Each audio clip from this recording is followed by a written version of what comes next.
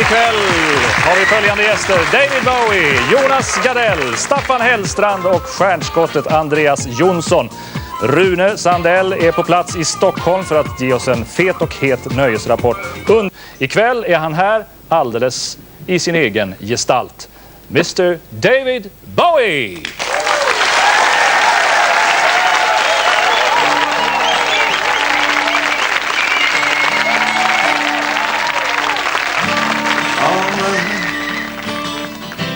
Naked eyes, I should have kept you, I should have tried, I should have been a wiser kind of guy. I miss you.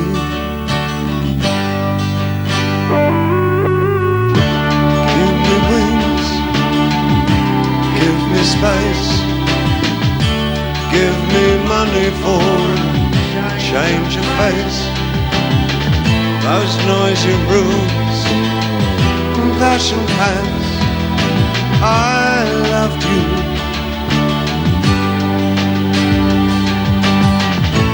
Where's the morning in my life? Where's the sense in staying right? Who said time is on my side? I've got ears and eyes, but nothing in my life. But I'll survive, naked eyes, I'll survive.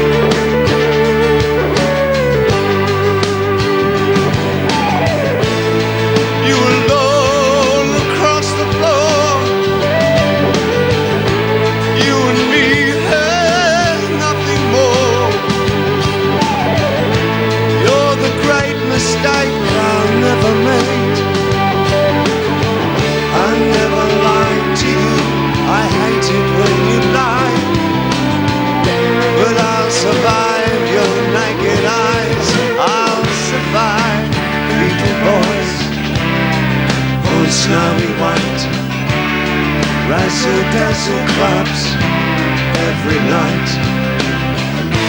I wish I'd said that Valentine I loved you.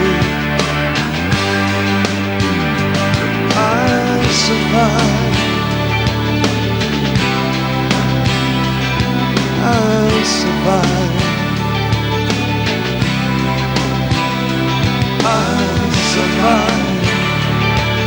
My naked eyes, I'll survive, I'll survive, I'll survive, I'll survive.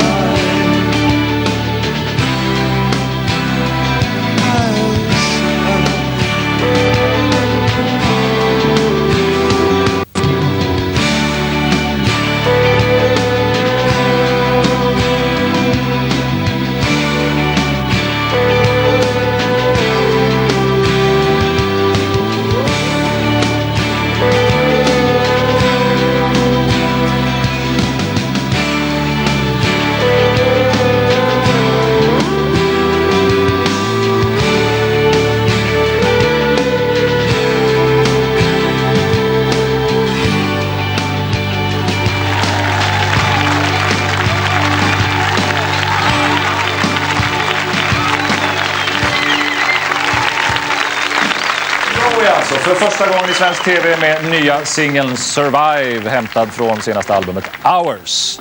Jonas Gardell.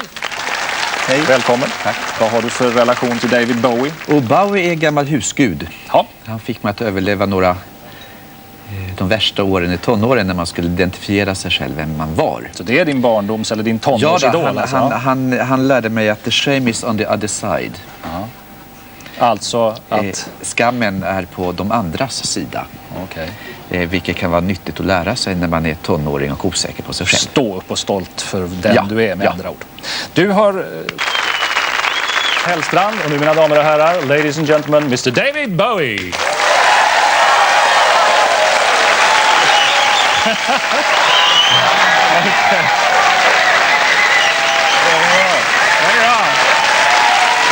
Thank you. And welcome on the show. Thank you very much. I hope we will still have time to talk. Okay. Yes, So surely. this is actually your last stop on quite an extensive tour. You're going back to London. I'm going to eat is the next thing I'm going to do. I'm starving. Okay, I'm so hungry. I'm going to get reindeer tonight. Okay, that's nice. Yeah, I can I tell had you. to order it in advance. Oh, are you a fan of good cooking? Yeah. I like Scandinavian cooking a lot. I like a lot of the pickled dishes very much. And you're very partial to game up here, you know. That's I right. like pheasant and We have a lot of lambs. game in the woods, It's you know, terrific. in the forests. I'm quite a meat eater. So did you have a good time on the tour? You know, it's peculiar doing promotional work, because that's basically what we're doing for the album hours. We've only kind of been able to do one show a week, approximately. As much as I want to take time off and write and do the other things that I like doing, I want to get some painting done, some sculpting. It's kind of frustrating that it's been going so well. The shows have been so fabulous. I kind of regret that we only So did. you feel like playing more? Yeah, doing more live gigs. I think it shouldn't be long. No? I don't know. I just got to get this writing done, you know. I haven't written to my aunt in months.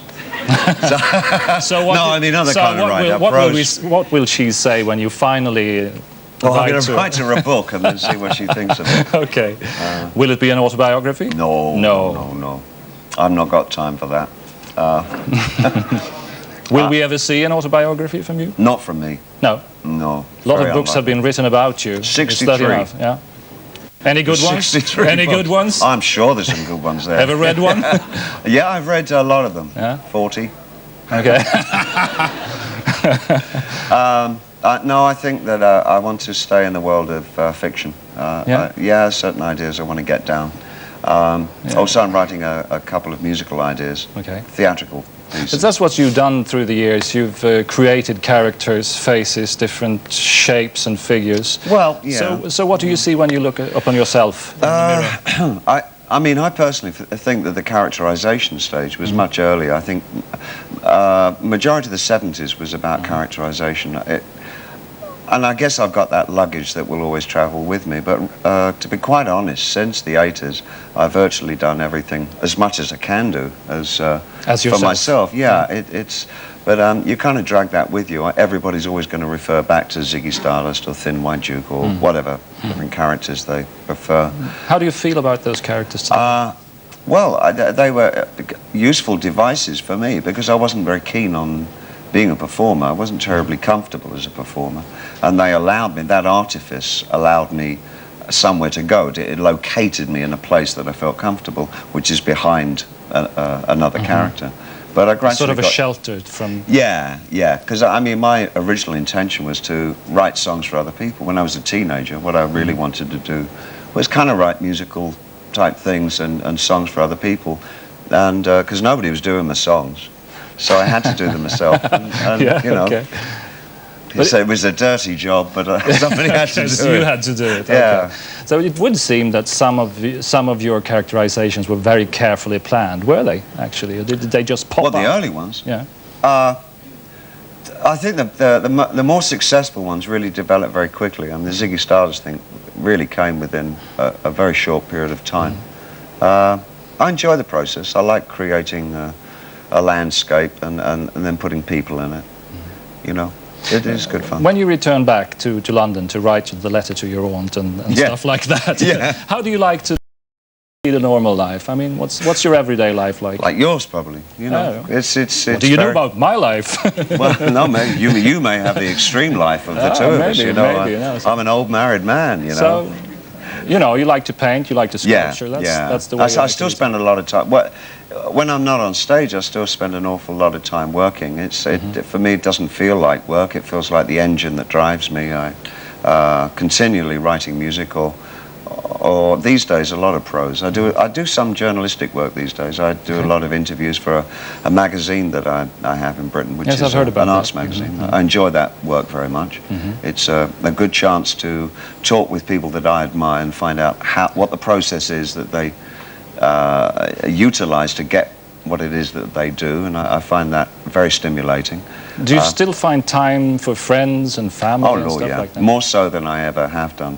I'm quite disciplined about keeping relationships steady, and really I'm quite good at keeping in touch with people these days. Yeah. Not when I was young, but much better now. A lot of people would imagine that you only have friends among other stars and legends of the world. It's not like that at all, you know. I know, ironically, I know very, very few of my contemporaries and musicians very well. I've met nearly everybody, but I don't know them. My friends tend to be other writers, I mean prose writers, painters, some musicians, but generally the musicians that I work with, not so much, you know, people in other bands and whatever.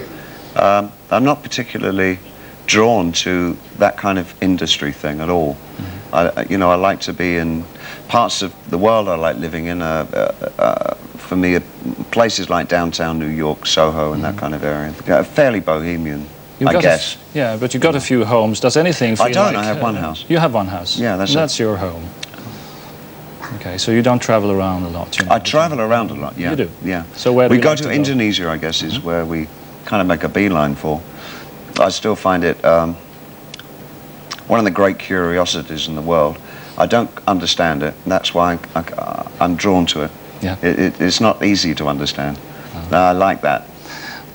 It leads me to the thought that through all these years you must have been through quite a lot of interesting happenings. What is the most bizarre thing that ever occurred to you? Difficult question, I know. I'm just thinking, you know, I think probably the most extraordinary and a really taste of what the 20th century is was coming back from our wedding into the riots in Los Angeles in '92. That was quite the most extraordinary episode, coming from the tranquility of somewhere like Florence in Italy to complete and absolute social unrest within a 12-hour period, and not really realizing that we were stepping back into that. That was, I'll never forget that. Those few days were quite extraordinary. And standing on the roof of our building and watching the smoke coming from all over the city, it was really quite a very strange thing. You know, somebody gave me a book today called Century, and it's a book of photographs from the last 100 years, 1899 to 1999. And it really, I was looking through it before I came here today, and it just struck me how incredibly villainous and murderous this century was. It's really, one hopes that there are few glimmers of hope that you see throughout the book can be magnified for where we're going now into the next century. Do you feel that there is any hope for the next century? Well, I personally have to feel it because I have family, and I want my family, obviously, to be safe and to live a joyful and fulfilled life. So you have to think in a positive way. Yeah. But it's not, it leaves one a bit despondent looking at the last 100 years in a way. And obviously with today's news about Chechnya, and it's... Don't we all have the hopes? Let's hope they will be fulfilled. Yeah, yeah. Mr. David Bowie, a pleasure to have you here. The stage is yours. Thank you. Thank you very much. Mr. David Bowie!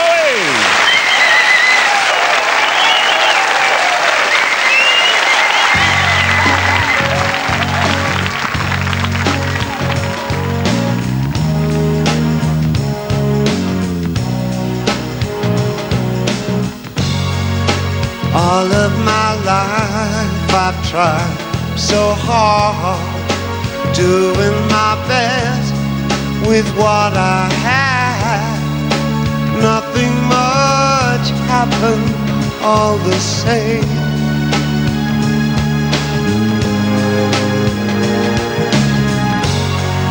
Something about me stood apart, whisper of hope that seemed to fade. Maybe I'm born right out of my time, and it's breaking my heart in two.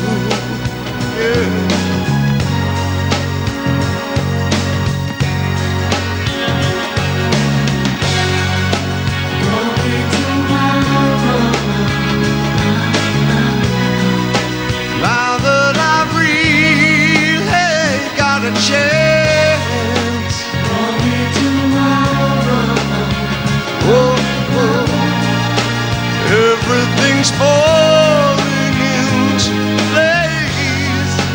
Only tomorrow. Seeing my past to let it go. Only tomorrow. Oh, oh. Only for you I don't regret that I was Thursday's child. Oh, Monday, Tuesday, Wednesday mornings. Lucky old sun is in my sky, but nothing prepared me for your smile, lighting the darkness of my soul. I'm innocence in your arms, yeah.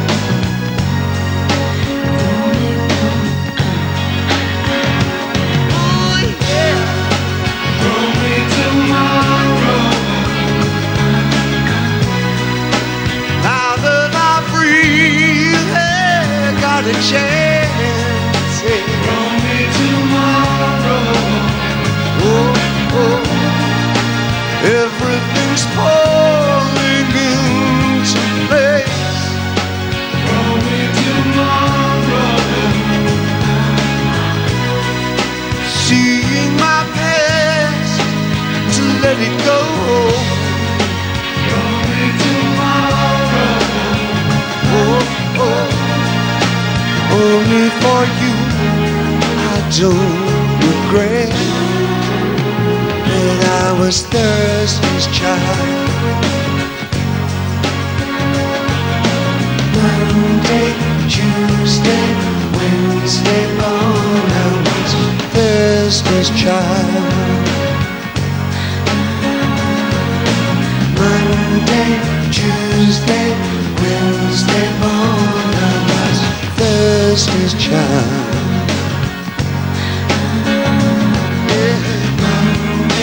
Tuesday, Wednesday mornings.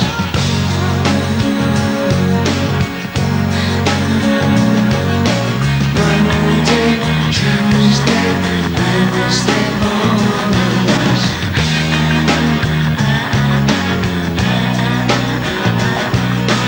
Monday, Tuesday, Wednesday mornings.